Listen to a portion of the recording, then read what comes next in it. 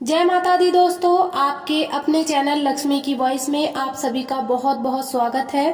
दोस्तों, आज की वीडियो में मैं आपसे बात करने वाली हूं कि धनतेरस के बारे में, क्योंकि धनतेरस को लेकर आप लोगों के मन में बहुत सारी शंकाएं हैं और बहुत सारे प्रश्न भी आ रहे हैं कि हम 29 को धनतेरस मनाएं या 30 को धनतेरस मनाएं।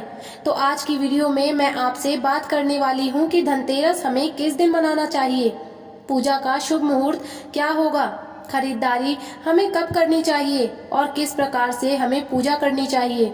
धनतेरस के दिन धनिया खरीदना बहुत शुभ माना जाता है। लगभग सभी लोग धनिया खरीदकर घर लाते हैं, लेकिन धनिया का प्रयोग किस प्रकार से करना है ये बहुत कम लोग जानते हैं। तो आज की वीडियो में मैं आपसे शेयर करने वाली हूँ धनिया का एक बहुत ही अचूक उपाय। मतलब अगर आप धनिये का सही प्रकार से प्रयोग करते हैं, सही विधि से उसका प्रयोग करते हैं, तो धनिया आपके लिए धन वर्षा करने वाला होता है। तो आज की वीडियो में आप जानेंगे कि धनिया किस प्रकार से प्रयोग करना है और पिछले वर्ष में जो आपने धनिया का प्रयोग किया है उसे धनिया का क्या करना है, ये भी मैं आपको आज की वीडियो में शेयर करने वाली हूँ।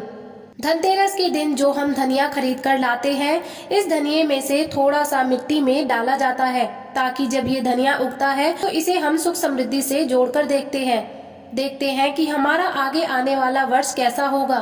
तो इसलिए धनिया बोना भी शुभ माना जाता है।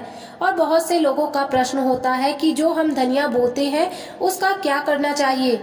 तो आज की वीडियो बहुत महत्वपूर्ण है। धनिये से संबंधित संपूर्ण जानकारी आपको आज की वीडियो में शेयर करूंगी। धनतेरस के दिन पूजा का शुभ मुहूर्त क्या होगा, खरीदारी का सबसे शुभ मुहूर्त क्या होगा, ये संपूर्ण जानकारी भी आपको आज की वीडियो में शेयर करने वाली हूँ। तो आज की वीडियो बहुत महत्वपूर्ण है, पूरा जरूर देखिए। और अगर आपको आज की वीडियो अच्छी लगे तो इसे लाइक भी जरूर कर देना। और हाँ, वीडियो को ज्यादा से ज्यादा शेयर कीजिएगा जिससे कि दूसरे लोगों को भी वीडियो का लाभ प्राप्त हो। अगर आप इस चैनल पर पहली बार आए हैं और अभी तक आपने चैनल को सब्सक्राइब नहीं किया है तो दोस्तों, अगर आपको अच्छी लगे तो चैनल को सब्सक्राइब भी जरूर कर लीजिएगा। हिंदू धर्म की मान्यता अनुसार दीपावली का पर्व 5 दिनों का होता है और इसका प्रारंभ धनतेरस से होकर भाई दूज तक समापन होता है। कार्तिक कृष्ण त्रयोदशी के दिन धनतेरस का त्योहार मनाया जाता है। इस बार 29 अक्टूबर दिन मंगलवार को धनतेरस का पर्व मनाया जाएगा। इस दिन भगवान धन्वंतरी, कुबेर देवता और यमदेव की पूजा करते हैं। इसी दिन मृत्यु के देवता यमराज के निमित्त घर के बाहर दिया जलाया जाता है, जिसे यम दीपक भी कहा जाता है। इस वर्ष 2024 में दीपावली पर्व 31 अक्टूबर गुरुवार के दिन मनाया जाएगा। त्रयोदशी तिथि प्रारंभ होगी 29 अक्टूबर 2024 मंगलवार को सुबह 10:31 से। त्रयोदशी तिथि समाप्त होगी 30 अक्टूबर 2024 दिन बुधवार को अपराह 1:15 पर। धनतेरस पूजा का शुभ मुहूर्त शाम को 6:31 से रात्रि 8:13 तक रहेगा। खरीदारी का शुभ मुहूर्त होगा सुबह 6:31 से सुबह 10:31 तक रहेगा। इस योग में खरीदी गई सभी वस्तुएं में 3 गुना बढ़ोतरी होगी। दूसरा मुहूर्त होगा दिन में 11:42 से दोपहर 12:27 के बीच में खरीदारी करें। अब बात करें पूजा विधि के बारे में, तो देखिए, शाम के समय धनतेरस की पूजा होती है। तो धनतेरस की पूजा में धन्वंतरी देवता की पूजा होती है, कुबेर देवता की पूजा की जाती है और लक्ष्मी जी और गणेश जी की पूजा भी की जाती है। विशेष पूजा जो धनतेरस की होती है वह धन्वंतरी जी की होती है, जो कि देवताओं के वैद्य माने जाते हैं। और आज ही के दिन समुद्र मंथन में धन्वंतरी देव प्रकट हुए थे, हाथों में अमृत कलश लेकर। इसलिए आज के दिन कलश रखकर पूजन किया जाता है। और आज के दिन पीतल के पात्र खरीदने चाहिए, क्योंकि भगवान धन्वंतरी जब प्रकट हुए थे तो उनके हाथों में पीतल का कलश था जिसमें अमृत भरा हुआ था। इसलिए पीतल को बहुत शुभ माना जाता है। पूजा पाठ में जो भी हम धातु प्रयोग करते हैं उसमें सबसे शुभ जो धातु मानी जाती है वह पीतल होती है। और अब बात करें धनतेरस की पूजा के बारे में, तो धनतेरस की पूजा आप चाहें तो अलग से चौकी लगाकर कर सकते हैं या फिर घर के मंदिर में जहां पर सभी देवी देवता विराजित हैं उनके पास भी कर सकते हैं। आज एक कलश की स्थापना जरूर करनी चाहिए। जैसे कि आप एक पात्र लीजिए, उसमें सबसे पहले थोड़ा गंगा जल डालें, फिर जल से भर दीजिए। उसमें साबुत हल्दी, सिक्का, सुपारी, लौंग, इलायची ये चीज डालकर कलश की स्थापना कर लीजिए। इसके ऊपर पंच पल्लव रख दीजिए और उसके ऊपर एक दीपक रख दीजिए। दीप कलश की स्थापना करनी चाहिए आज के दिन। उसके बाद विधि विधान से जो भी सामग्री आपके पास है, अक्षत, जल, पुष्प, धूप, दीप, नैवेद्य, इन चीजों से कुबेर देवता, धन्वंतरी देवता, गणेश जी और लक्ष्मी जी की आराधना करनी चाहिए। उसके बाद जो आप धनिया लेकर आए हैं, उसी धनिये में से थोड़ा थोड़ा आप सबको समर्पित कीजिए।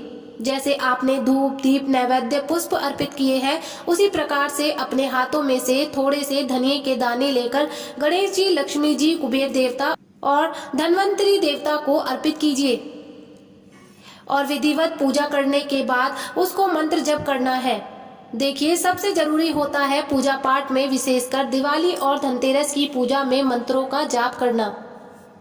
तो आज के दिन आपको मंत्रों का जप करेंगे धनिये के द्वारा। इसके लिए आपको एक पात्र चाहिए, उसमें आपको धनिया रखना है और एक खाली पात्र चाहिए। अगर आपके पास चांदी की कटोरी हो बहुत अच्छी बात है, लेकिन अगर आपके पास चांदी की कटोरी नहीं है तो ऐसे में आप कोई भी दूसरा पात्र ले सकते हैं जो भी आपके पास उपलब्ध हो। और अगर आप कोई भी नया पात्र आज खरीद कर लाए हैं, जैसे कि आज की खरीदारी बर्तनों की करनी चाहिए, तो आप कोई भी नया बर्तन लेकर आए तो आप उसी का प्रयोग कर सकते हैं। आपके पास जो खाली पात्र है वो आप रखेंगे महालक्ष्मी जी के चरणों में और धनिया वाला पात्र अपने पास रखिए। धनिये का एक एक दाना अपने हाथों में उठाएं और उसके बाद महालक्ष्मी के मंत्र का जाप करें। आप लक्ष्मी माँ के बीज मंत्र श्रीं का जप कर सकते हैं। अगर आपने कोई भी मंत्र सिद्ध किया हुआ है महालक्ष्मी का, जिसका आप नियमित तौर पर जप करते हैं, तो उसी मंत्र के द्वारा आप धनिया अभिमंत्रित करें। एक एक धनिया अपने हाथ में लेंगे, मंत्र बोलेंगे और वो धनिया महालक्ष्मी के पास जो अपने पात्र रखा है उस पात्र में आपको रख देना है। फिर धनिया दूसरा उठाएंगे और फिर से आपको मंत्र जप करना है और उसके बाद महालक्ष्मी के चरणों में आपको वो धनिया अर्पित कर देना है। इसी प्रकार से आपको यथासंभव जितने भी समय आपसे हो सके धनिये के द्वारा मंत्र जप कीजिए।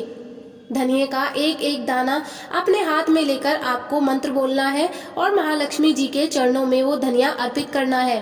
और इसी प्रकार से जितना भी समय आपसे संभव हो, जैसे जितनी देर तक आप कर सकते हैं, इस मंत्र को करते रहिए और वो धनिया अर्पित करते रहिए। इस उपाय को करने के लिए आपको मंत्र गिनने की आवश्यकता नहीं है कि 108 बार करना है या 100 बार करना है। ऐसा करने की बिल्कुल आवश्यकता नहीं है। जितने समय भी आपसे हो सके आप धनिये के द्वारा मंत्र जप कीजिए और उसके बाद आप अपनी दूसरी पूजा कर सकते हैं। जो धनिये का आपने जप किया है वह महालक्ष्मी के चरणों में ही रहने दीजिए। धनिया जो आपने अपने पास जो पात्र रखा हुआ है उसे भी आप महालक्ष्मी जी के पास ही रहने दीजिए और ये धनिया दिवाली तक महालक्ष्मी जी के पास ही रहेगा। दिवाली की रात्रि में अर्धरात्रि के बाद जब आपकी पूजा पूर्ण हो जाती है, दीपावली की सारी पूजा तो जो धनिया के दाने आपने महालक्ष्मी के चरणों में मंत्रों से अभिमंत्रित करके अर्पित किए हैं, वह सभी आपने एक लाल या गुलाबी रंग के कपड़े में बांधकर और उसमें एक चांदी का सिक्का डालकर अपने घर की तिजोरी में रख दीजिए, जहां पर भी आप पैसा रखते हैं या संचित करते हैं। जैसे कि अगर आपके पास पर्स हो या कोई अलमारी हो या फिर तिजोरी हो, जहां पर भी आप धन संचय करते हैं, वहां पर ये धनिया वाली पोटली आपको रख देनी है। और अब जानते हैं कि पिछले वर्ष अगर आपने धनिया रखा है धन वर्षा पोटली में, तो उस धनिये का क्या करना है। देखिए, पिछले वर्ष के धनिये को आप विसर्जित कर देंगे, जल प्रवाह कर देंगे या अपने घर के गमले की मिट्टी में ही दबा दीजिए। धनतेरस की शाम घर के बाहर मुख्य द्वार तथा आंगन में दीप जलाने की प्रथा है। देवी लक्ष्मी धन की देवी मानी जाती है। उनकी कृपा प्राप्त करने के लिए और अच्छा स्वास्थ्य और लंबी आयु पाने के लिए दीपावली 2 दिन पहले से ही यानी 2 दिन पहले से ही दीप मालाएं सजने लगती हैं और यही कारण है कि धनतेरस के दिन सायंकाल घर आंगन में 13 दीप जलाने से जीवन में खुशहाली आती है तथा स्वास्थ्य और सेहत की कामना के लिए इस दिन 13 दीप जलाने का विशेष महत्व है। दीपावली की तरह ही धनतेरस पर भी दीपदान करने का विशेष महत्व है। इस दिन सायंकाल पूजन के पश्चात घर में 13 दीपक जलाकर पहला दिया यम के नाम का दक्षिण दिशा में मां लक्ष्मी के सामने यानी दूसरा दिया पूजन स्थान पर, मुख्य द्वार पर 2 दिए, तुलसी के पौधे में 1 दिया, छत की मुंडेर पर 1 दिया और बाकी दीपक घर के अलग अलग कोनों में रखे जाते हैं। इतना ही नहीं, लोक मान्यता के अनुसार ये भी कहा जाता है कि इस दिन घर में उपयोग में आने वाली वस्तुएं खरीदने से उनमें एक 13 गुना वृद्धि होती है। धनतेरस के दिन घर के इस हिस्से में लगाने चाहिए 13 दीप। धनतेरस की शाम को सबसे पहले यमदेव के नाम का दीपक जलाना चाहिए। यह दीपक घर के दक्षिण दिशा में आटे से बना चौमुखी होना चाहिए। दूसरा दीपक घी से जलाकर पूजा मंदिर या किसी उपयुक्त जगह पर रखना चाहिए। तीसरा दीपक माता लक्ष्मी की मूर्ति के सामने जलाना चाहिए। चौथा दीपक तुलसी के पौधे के पास जलाना चाहिए। पांचवा दीपक घर के मुख्य द्वार के सामने रखना चाहिए। छठा दीपक पीपल के पेड़ के नीचे रखना चाहिए और सातवां दीपक पास ही के मंदिर या पूजा स्थल पर जलाना चाहिए। आठवां दीपक कूड़ेदान के पास जलाना चाहिए। नौवां दीपक शौचालय के बाहर जलाना चाहिए। 10वां दीपक घर की छत पर रखना चाहिए। 11वां दीपक घर की किसी खिड़की पर रखना चाहिए। 12वां दीपक घर की सबसे ऊंची जगह पर रखना चाहिए और 13वां दीपक घर के आंगन में जलाना चाहिए।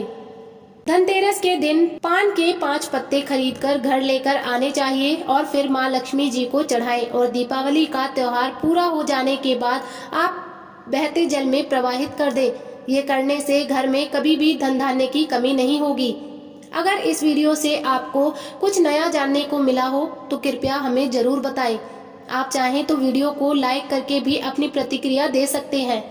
हमारे चैनल को जरूर सब्सक्राइब करें ताकि हम आपके लिए और भी महत्वपूर्ण जानकारियां ला सकें। जय श्री कृष्ण, राधे राधे।